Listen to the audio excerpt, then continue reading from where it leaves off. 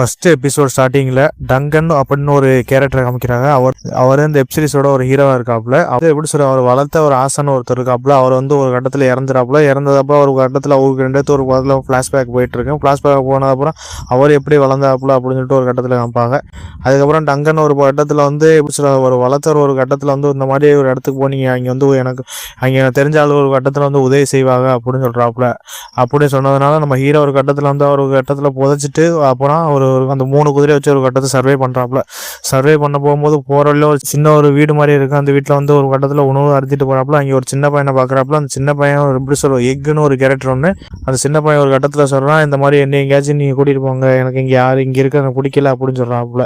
இதெல்லாம் முடியாது தம்பி, நீ உங்க அம்மாவோட இரு அப்படின்னு சொல்றாங்க. ஆனா அந்த எக்குன்னு சொல்றவனுக்கு அம்மா ஒரு கட்டத்துல இருக்காது. அதுக்கப்புறம் நம்ம ஹீரோ ஒரு கட்டத்துல நீ இங்கேயே இரு, உனக்கு அதான் நல்லது அப்படின்னு சொல்லிட்டு நம்ம ஹீரோ ஒரு கட்டத்துல ஒரு கிராமத்துக்கு ஒரு ஆளை தேடி போறாப்புல. போகும்போது அங்கே பார்த்தா ஏகப்பட்ட பேர் ஒரு வம்புழுக்கிறாங்க. வம்புழுக்கும் போது நீ சண்டைக்கு வரியா அப்படின்னு சொல்லிவிட்டு எப்படி சொல்றது, மத ரீதியான ஒரு கட்டத்துல அவர் கேள்வி கேட்கறாங்க. இந்த மாதிரி நீ எங்க இருந்து வர, எதற்கு வர அப்படின்னு சொல்லிட்டு ஒரு இடத்துல சொல்றாங்க. ஆனா ஹீரோவுக்கு எங்க இருந்து எப்படி சொல்ற, அந்த மாதிரி ஒரு இடத்துல நீ ஒரு ஆள் சிப்பாய் மாதிரி என்னை வளர்த்தாங்க அப்படின்னு சொல்றாப்புல. ஆனா அதுக்கப்புறம் ஒரு ஃபைட்டும் நடக்கும் அந்த இடத்துக்கு நம்ம நினைக்கிறாப்புல. ஆனா இங்க ஒரு கட்டத்துல போக முடியாம ஒரு கட்டத்துல இருக்காப்புல. அதுக்கப்புறம் நம்ம ஹீரோ ஒரு கட்டத்துல நம்ம டங்கனை வளர்த்த ஒரு ஆசான ஒரு கட்டத்துல இந்த மாதிரி ஒரு ஆளை நீ போய் பாரு, அவர் அவர் ஏதாச்சும் பண்ணுவாப்புல அப்படின்னு சொல்லிட்டு அந்த ஆளை நம்ம ஹீரோ ஒரு கட்டத்தை தேடி போறாப்புல. தேடி போகும்போது அங்கே திடீர்னு பார்த்தா ஒரு சின்ன ஒரு பார்ட்டி ஒன்று நடக்குது. அங்கே பார்த்தா ஒரு பெரிய ஒரு அரசரோட ஒரு கட்டத்துல பழக்கம் ஏற்படுது. பழக்கம் ஏற்பட்டது அப்புறம் நம்ம ஹீரோ ஒரு கட்டத்துல இங்கே ஒரு கட்டத்துல பேசிக்கிட்டு இருக்கும்போது அதுக்கப்புறம் நம்ம ஹீரோ ஒரு கட்டத்துல வராப்புல.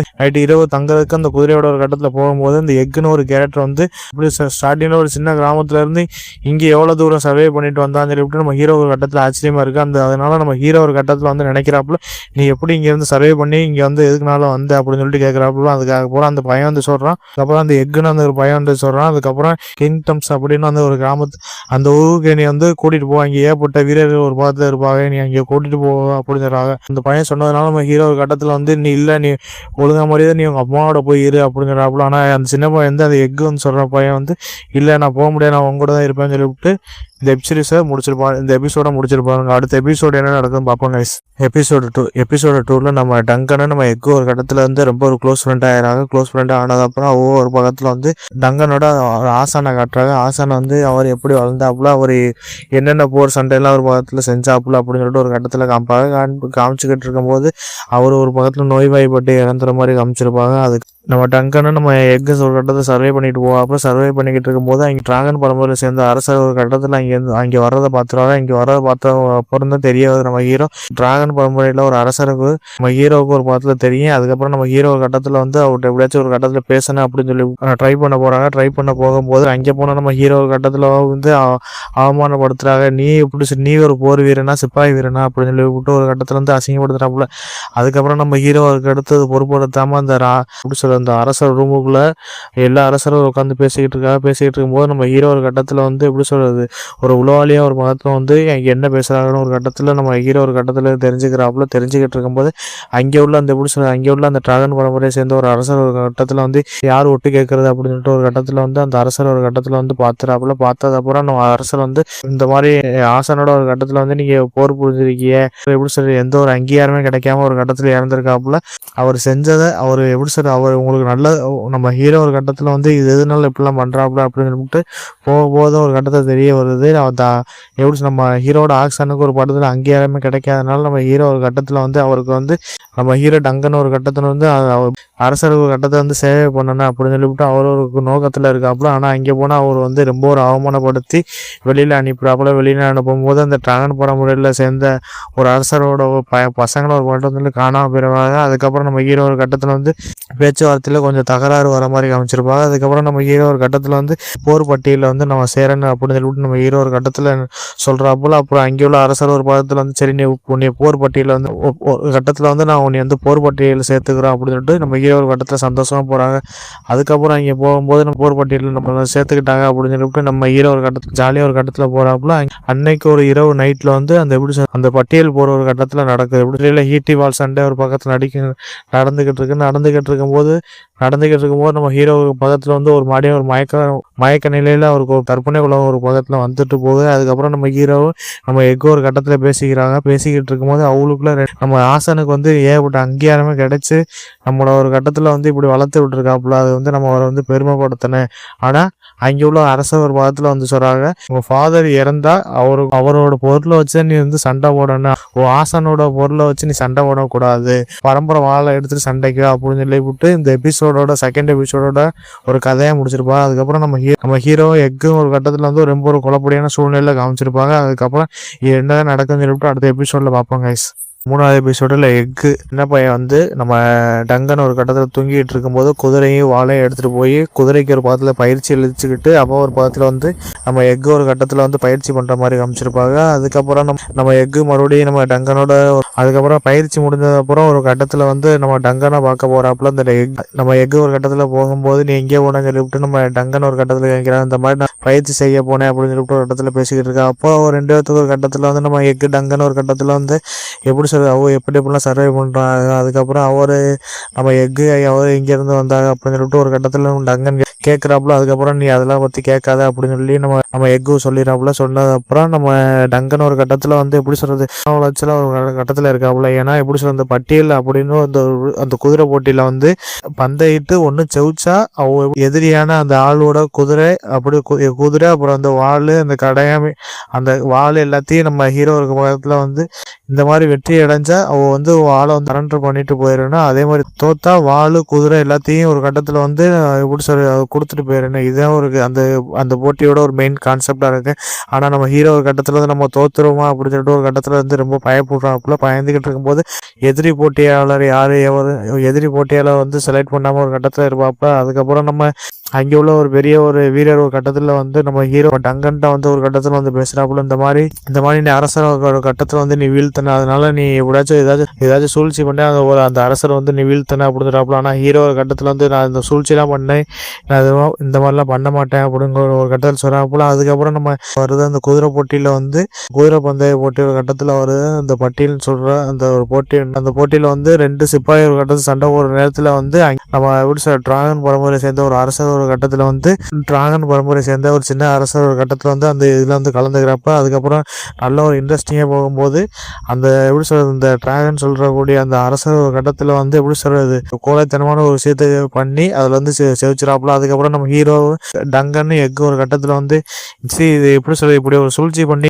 வெற்றி அடைஞ்சிட்டானே அப்படின்னு சொல்லிட்டு ஒரு கட்டத்தில் வந்து ஒரு பக்கத்தில் வந்து எப்படி சொல்ற 2 பேர் திட்டிக்கிட்டு ஒரு கட்டத்தில் போகிறாப்புல போயிட்டு இருக்கும்போது அதுக்கப்புறம் நம்ம டங்கன்னு அவள் ஃப்ரெண்டு ஒரு கட்டத்தில் வந்து சரக்கு அடிப்போம் அப்படின்னு சொல்லி ஒரு கட்டத்தில் கூப்பிட்றாங்க. ஆனால் எக்கு ஒரு கட்டத்தில் வந்து நீ எப்படி சொல்ற நான் வரல, நீங்கள் போய் நீங்கள் சரக்கு அடிங்க நம்ம எக்கு ஒரு கட்டத்தில் வந்து சொல்லிட்டு அவர் ஒரு எப்படி சொல்ற பொம்மலாட்டம் பார்க்கறதுக்கு ஒரு கட்டத்தில் போகிறாப்புல நம்ம எக்கு. ஆனால் அங்கே பார்த்தா அந்த எப்படி சொல்ற அந்த சின்ன ஒரு அரசர் ஒரு கட்டத்தில் வந்து பொம்மலாட்டம் செய்யக்கூடிய அந்த பெண்ணை வந்து ஒரு கட்டத்தில் வந்து அடித்து துன்புறுத்துறாப்புல. அதுக்கப்புறம் நம்ம எக்கு ஒரு கட்டத்தில் வந்து இந்த மாதிரி அந்த அரசர் வந்து இப்படி பண்ணுறாப்புல நீ என்னன்னு கேளு அப்படின்னு சொல்லி விட்டு நம்ம எக்கு வந்து நம்ம டங்கன்ட்ட சொல்கிறாப்புல. டங்கன் ஒரு கட்டத்தில் வந்து ரொம்ப கோபம் அடைஞ்சு அங்கே போய் அந்த அரசரை ஓடுன்னு போட்டு ரத்தம் பல்ல உடச்சி விட்றாப்புல. பல்ல உடச்சது அப்புறம் அங்கே உள்ள போர் வீரர் ஒரு கட்டத்தில் வந்து நம்ம டங்கன ஒரு பக்கத்தில் வந்து அடிக்க போகிற மாதிரி காமிச்சிருப்பாங்க. அதுக்கப்புறம் டங்கனோட பல்ல ஒரு கட்டத்தில் உடைக்க போகும்போதே அடுத்த ஒரு ட்விஸ்டே ஒன்று வருது. அது என்ன ட்விஸ்டா நம்மளே ஒரு கட்டத்தில் யோசிச்சிருக்க மாட்டோம். தக்காளி இந்த சின்ன பையன் வந்து ஒரு ராஜ பரம்பரை சேர்ந்த டங்கன் வந்து இந்த ராஜாவை அடிச்சவனோட தம்பியாக நம்ம எக்கு இருப்பாப்புல. அதை பார்க்கும்போது தக்காளி தாறுமாறான ஒரு ட்விஸ்ட்டாக இருந்துச்சு. அதெல்லாம் பார்க்கும்போது என்னடா இப்படி ஒரு ட்விஸ்ட்டா அப்படின்னு சொல்லிட்டு நம்மளே ஒரு கட்டத்தில் எதிர்பார்க்க மாட்டோம். அதை பார்க்கும்போது எக்கு வந்து ஒரு ராஜ பரம்பரையோட சேர்ந்த ஒரு ஆள். ஆனால் அந்த ராஜ பரம்பரை எப்படி சொல்கிறது டிராகன் பரம்பரைக்கு ஒரு முக்கியமான ஒரு ராஜா அப்படின்னு சொல்லிட்டு நம்ம ஹீரோ ஒரு கட்டத்தில் வந்து நம்ம டங்கனை ஒரு கட்டத்தில் வந்து ஆச்சரியமாக பார்த்துருவாப்புல. அதுக்கப்புறம் அதே இந்த எபிசோடோட ஒரு கதையாக இருந்துச்சு. அதை பார்க்கும்போது தக்காளி தாறுமாறான நம்ம எக்கோட லாஸ்ட் ட்விஸ்ட்டை வந்து ரிவீல் பண்ணியிருப்பானுங்க. அதை பார்க்கும்போது எதனால ஒரு கட்டத்தில் வந்து நம்ம எக்கு வந்து எதனால மொட்டை அடிச்சிருக்கா அப்படின்னு சொல்லிட்டு இந்த அடுத்த எபிசோட்ல சொல்லுவான்னு நினைக்கிறேன். ஏன்னா அதை பார்க்கும்போது எக்கு தாங்க இந்த 3ஆவது எபிசோட்ல தாறுமாறான ஒரு செய்கை ஒன்று பண்ணியிருப்பாப்புல.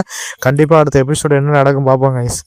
நாலாவது எபிசோடு பார்க்கும்போது தக்காளி இப்படி ஒரு ட்விஸ்ட் ஒன்று நம்ம எதிர்பார்த்துருக்கவே மாட்டோம். ஏன்னா நம்ம 3வது எபிசோட்ல வந்து இலவச ஒரு கட்டத்தில் வந்து நம்ம ஹீரோ டங்கன் வந்து தாக்கிறாப்புல. அதுக்கப்புறம் நான் அதோட அந்த 3வது எபிசோடு முடிஞ்சிருக்கு. 4வது எபிசோடில் வந்து நம்ம டங்கனை வந்து ஒரு கட்டத்தில் வந்து கைது பண்ணி ஜெயிலுக்குள்ள வச்சிருவாங்க. அதுக்கப்புறம் அந்த எக்கு பையன் வந்து வரான். அதுக்கப்புறம் நீ எதுக்கு நம்ம டங்கன் வந்து கேட்குறாப்புல, நீ அரசர்னு சொல்லாமல் கொள்ளாமல் எதுக்கு என்கிட்ட வந்து பழகுன வச்ச அப்படின்னு சொல்லிட்டு ஒரு கட்டத்தில் அவங்களுக்கு 2 பேத்துக்கு ஒரு கட்டத்தில் வந்து வாக்குவாதம் ஒரு கட்டத்தில் போயிட்டு இருக்கு. வாக்குவாதம் ஒரு கட்டத்தில் போயிட்டு இருக்கும்போது அங்கே ஒரு பக்கத்தில் இருந்து அரசர் ஒரு கட்டத்தில் வந்து நம்ம டங்கனை வந்து மீட் பண்ணுறாங்க. மீட் பண்ணும்போது இந்த மாதிரி உனக்கு ஒரு பெரிய ஒரு தண்டனை உனக்கு கொடுக்க போகிறோம், வைக்க போகிறோம் அப்படின்னு சொன்னாங்க. அப்படின்னு சொல்கிறாங்க. சொன்னதுக்கப்புறம் நம்ம டங்கன் வந்து என்ன சொல்கிறதுனே அவருக்கு ஒரு கட்டத்தை தெரியாது. அதுக்கப்புறம் அங்கே உள்ள அந்த எப்படி சொல்ற அந்த 3வது எபிசோட்ல அந்த தாக்கப்பட்ட இளவரசர் ஒரு கட்டத்தை வந்து சொல்கிறாப்புல, இந்த மாதிரி நம்ம ஒரு பந்தயம் அப்போ குதிரை பந்தயத்தில் வந்து செவிக்கணும் அப்படின்னு சொல்லி விட்டு நம்ம அந்த இளவரசர் சொல்கிறாப்புல. அதுக்கப்புறம் அங்கே வந்து ஒரு புது ரூல்ஸ் ஒன்று போடுறாங்க. எப்படின்னா 7 பேர்த்த நீ சேர்த்து 7 பேரோட நீ வந்து மோதன அப்படின்னு சொல்கிறாங்க. ஆனால் அந்த டங்கனுக்கு வந்து கிட்டத்தட்ட யாருமே ஒரு கட்டத்தில் இருக்க மாட்டாங்க. நம்ம டங்கன் வந்து இதுக்கு ஒத்துழைச்சு அந்த குதிரை பந்தயத்துக்கு ஒரு கட்டத்தில் போகிறாங்க. போகும்போது அவர் கட்டத்தில் ஒரு ஆளே இல்லாமல் ஒரு கட்டத்தில் இருப்பாப்புல. அதுக்கப்புறம் தெரிஞ்ச ஒரு ஆள்கிட்ட போய் இந்த மாதிரி ஏதாச்சும் ஆளுகளை ரெடி பண்ணணும் அப்படின்னு சொல்கிறாங்க. ரெடி பண்ணும்போது இப்படி நம்ம ஹீரோ வந்து ரெடி பண்ணி ஆளை கூட்டிகிட்டு வர ஆளு அப்படின் ஒரு கட்டத்தில் துரோகம் பண்ணிடுறாங்க. துரோகம் பண்ணிக்கிட்டு இருக்கும்போது கிட்டத்தட்ட ஒரு 5 பேர் ரெடி பண்ணி கிட்டத்தட்ட இன்னும் 2 பேர் ரெடி பண்ணாமல் ஒரு கட்டத்தில் இருக்காங்க. அதுக்கப்புறம் நம்ம டங்கன் வந்து ஒரு கட்டத்தில் வந்து ஆயுதம் எல்லாமே ஒரு பக்கத்தில் ரெடி பண்ணி குதிரை பந்தயத்துக்கு ஒரு கட்டத்தில் ரெடி வராங்க.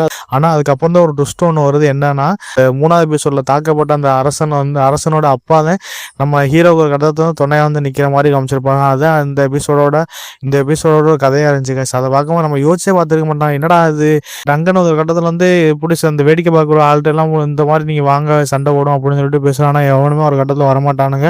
அந்த இளவரசனோட அப்பாவா இருக்காப்புல, அவர் ஒரு கட்டத்தில் வந்து வா நம்ம போய் சம்பவம் பண்ணுவோம் அப்படின்னு சொல்லிட்டு ஒரு கட்டத்தில் வந்து நம்ம ஹீரோ ஒரு கட்டத்தில் வந்து கூப்பிடுறதுக்கு சண்டை போடுறதுக்கு ஒரு கட்டத்தில் ஆயத்தமாகறாங்க. அதாங்க இந்த ஒரு எபிசோடாக இருந்துச்சு. அதை பார்க்கும்போது தக்காளி இப்படி ஒரு ட்விஸ்ட்டு நம்ம எதிர்பார்த்துருக்கவே மாட்டோம். அடுத்த எபிசோடு என்ன நடக்குன்னு பார்ப்போம் கைஸ்.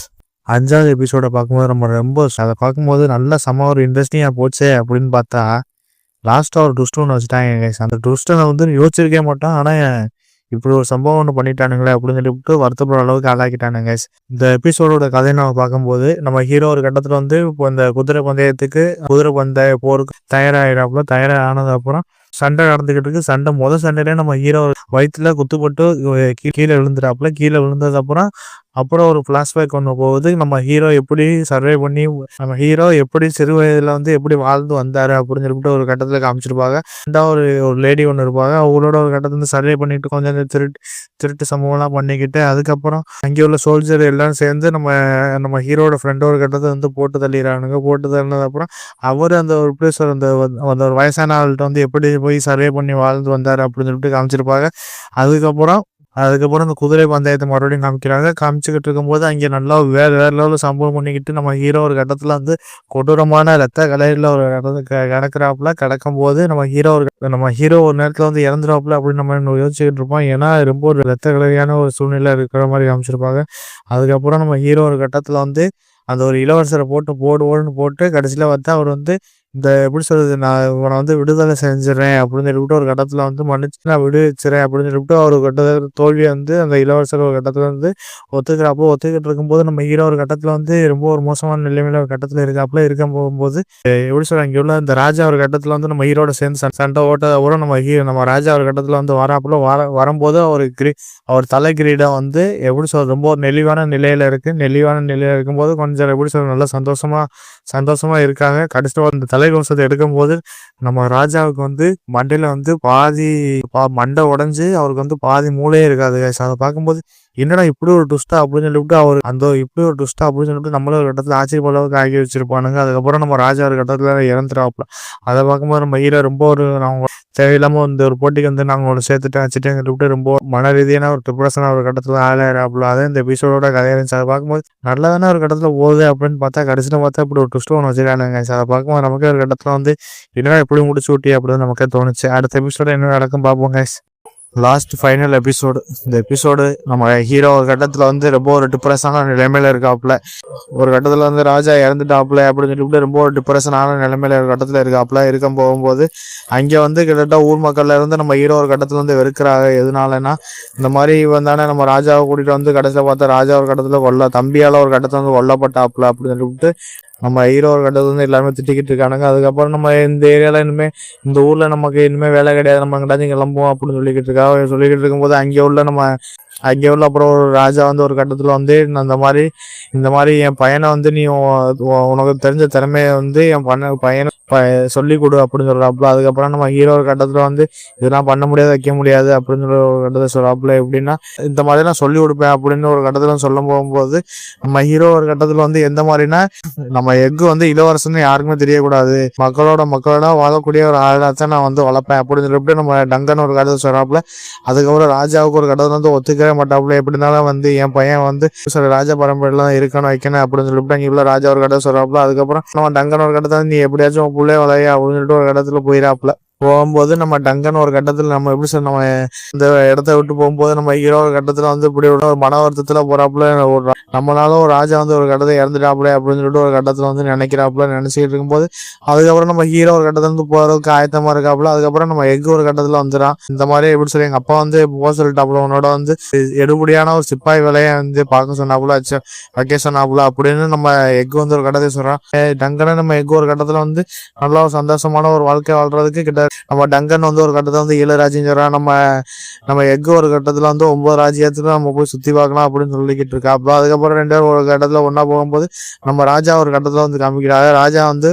நம்ம ராஜா வந்து எங்க போனா எஃகு அப்படின்னு சொல்லிட்டு ஒரு கட்டத்துல வந்து நம்ம ராஜாவுக்கு ஒரு கட்டத்தை தெரியாம நம்ம எஃகு வந்து பொய் சொல்லிட்டு நம்ம டங்கனோட ஒரு கட்டத்துல வந்து போற மாதிரி காமிச்சிருப்பாங்க. அதுக்கப்புறம் நம்ம ராஜா வந்து நம்ம டங்கன்ட்ட வந்து நம்ம அந்த எஃகு வந்து பொய் சொல்லியிருப்பான். அதுக்கப்புறம் நம்ம ராஜா ஒரு கட்டத்துல வந்து எங்க போனா எஃகு அப்படின்னு சொல்லிட்டு நம்ம ராஜா ஒரு கட்டத்தை தேடிக்கிட்டு இருக்காப்ல. அதே இந்த எபிசோடோட ஒரு கதையா இருந்துச்சு கைஸ். பார்க்கும்போது நம்ம ஹீரோவுக்கு ஒரு கட்டத்துல வந்து ஒரு பெரிய போட்டியில போய் பங்கெடுத்து அங்க வந்து ஒரு பெரிய அரசருக்கு வந்து ஒரு சோல்ஜரா வேலை பார்க்கணும் அப்படின்னு சொல்லிட்டு நம்ம ஹீரோ ஒரு கட்டத்தை வந்து ஆசைப்படுறாப்புல. ஆனா அந்த ஆசை வந்து அவருக்கு எப்படி சொல்ல வேற மாதிரி ஒரு கட்டத்துல வந்து ஒரு போக்குல கொண்டு போயிடும். அதுக்கப்புறம் நம்ம ஹீரோ ஒரு கட்டத்துல வந்து ஒரு பெரிய சிப்பாய் ஆகணும் அப்படின்னு சொல்லிட்டு அவர் ஒரு கட்டத்துல வந்து ஒரு புது வாழ்க்கையை தொடங்க போறாப்புல கைஸ். அதான் இந்த ஒரு மெயினான இந்த சீசனோட ஒரு கதை அம்சமா இருக்கு. அதை பார்க்கும்போது நமக்கு எல்லாம் பார்க்கறதுக்கு நல்லா வளர்க்கப்பட்ட கதை மாதிரி தான் கைஸ் இருந்துச்சு. இந்த வெப்சீரிஸ் ஒரு ஒன் டைம் வாட்ச் பண்ணி பார்க்கலாம் கைஸ். ஏகப்பட்ட ஆயிரத்துல நடிச்சிருக்கா, ஏகப்பட்ட ஆயிரத்துல இருந்து எல்லாம் பார்க்கறதுக்கு சூப்பரா அழகா நீ நடிச்சு விடுது. நம்ம விஎஃப்எக்ஸ்ல இருந்து எல்லாம் பார்க்கறதுக்கு தக்காளி தாறுமாறான ஒரு விஎஃப்எக்ஸ் ஃபைட் எல்லாம் பார்க்கும்போது தக்காளி அப்படிலாம் எடுத்து அப்படின்னு நமக்கே தோணுச்சு. ஏன்னா எல்லாமே ரியல் ஃபைட்டாக போட்டு வெப்சீரிஸ் வேற லெவலில் சம்பவம் பண்ணியிருக்காங்க. மித்தபடி இது தமிழ் டப்பிங்ல இருந்து எல்லாம் பார்க்கறதுக்கும் எப்படி சொல்ற ஃபேன் டப்பிங் மாதிரி தான் பண்ணி வச்சிருப்பாங்க. அதை பார்க்கும்போது இன்னும் கொஞ்சம் நல்லா தமிழ் டப்பிங் பண்ணியிருக்கலாமே அப்படின்னு நமக்கே தோணுச்சு. மித்தபடி இந்த வெப்சீரிஸ் ஒரு ஒன் டைம் வாட்ச் பண்ணி பார்க்கலாம் கைஸ்.